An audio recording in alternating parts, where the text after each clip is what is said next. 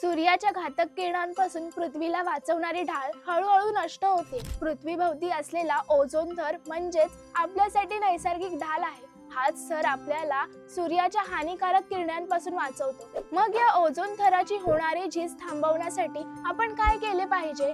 नमस्कार, मी सौम्या आणि तुम्ही पाहत आहात कलाकार दिनविशेष भाग 259 पॉवर्ड बाय GoPrac.com। मानवाने विज्ञान तंत्रज्ञानाचा उपयोग केला, पण त्याचबरोबर पर्यावरणालाही मोठा धोका निर्माण केला। रेफ्रिजरेटर, एअर कंडिशनर, औद्योगिक वायू अशा गोष्टींमधून बाहेर पडणारे क्लोरोफ्लोरोकार्बन हे रसायन ओझोन थराला झिजवत गेले। परिणामी ओझोन होल तयार झाले आणि संपूर्ण जग चिंतेत पडले। याच संकटाची जाणीव होऊन 16 सप्टेंबर 1987 मध्ये मॉन्ट्रियल प्रोटोकॉल करार झाला। जगातील अनेक देशांनी एकत्र येऊन ओझोन थराचे रक्षण करण्यासाठी हानिकारक रसायनांचा वापर कमी करण्याचे ठरवले। म्हणूनच हा दिवस जागतिक ओझोन दिवस म्हणून ओळखले जाते। संपूर्ण व्हिडिओ पाहण्यासाठी आपल्या कलाकार YouTube चॅनलला नक्की भेट द्या।